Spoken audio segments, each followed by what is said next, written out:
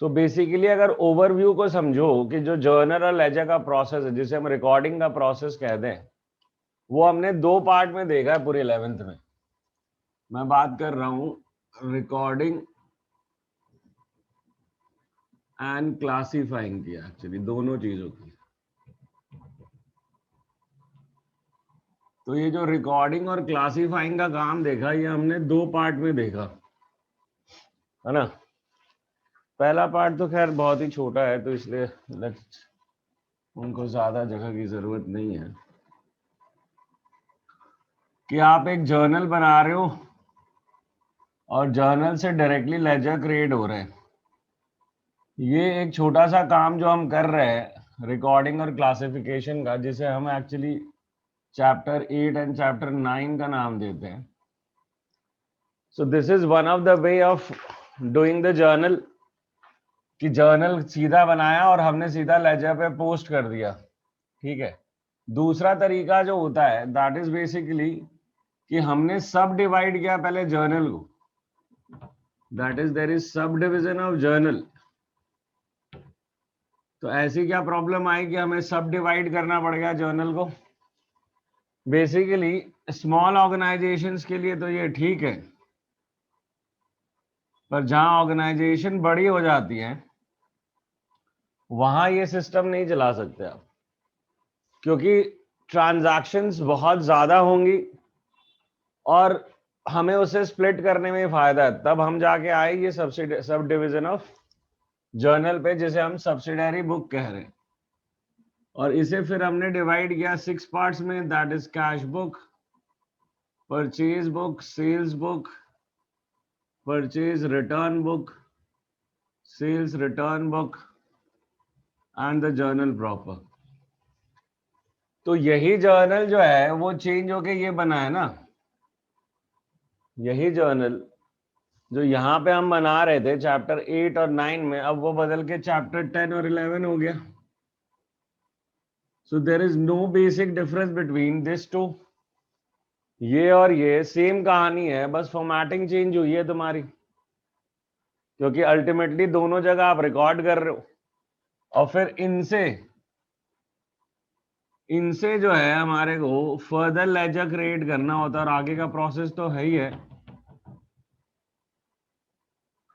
मतलब लेजर के आगे का प्रोसेस तो हमें पता है कि we have to draw trial balance, we have to go for financial statement, वो एक आगे की स्टोरी है।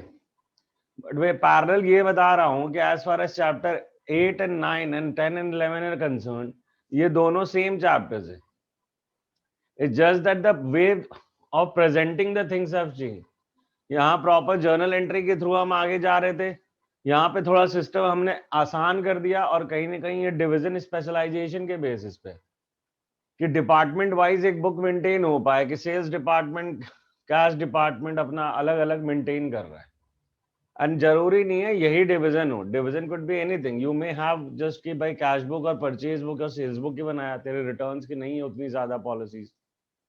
सो ये फ्लेक्सिबल है, कोई ऐसा नहीं कि रिजिड है, तेरे अपने काम के ऊपर डिपेंड करेगा ना। ये तो एक स्टैंडर्ड फॉर्मेट इन्होंने दे दिया कि इतनी फ्लेक्सिबिलिटी आप रख सकते हो, मतलब ये प्रॉपर डिविजन्स कर सकते हो। जैसे इसी के अंदर से 2 गायब किए हुए इन्होंने, that is bills receivable book and bills payable book, जो कि पहले हुआ करते थे।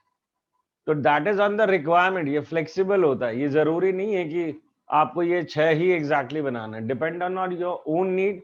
आप अपना परमुटेशन कॉम्बिनेशन चेंज कर सकते हो उसको, राइट।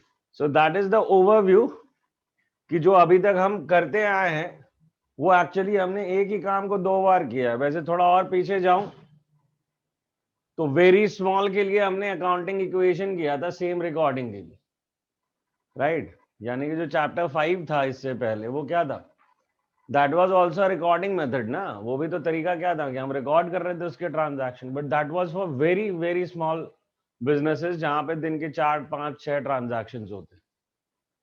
सो पूरा ओवरऑल सिनेरियो तुम्हें समझना होता है हरदम जब एक बुक पढ़ रहे हो, तो how the book has been binded for you, that is more important. कि बुक को ओवरऑल तरीके से समझो कि ये क्या कह रही है।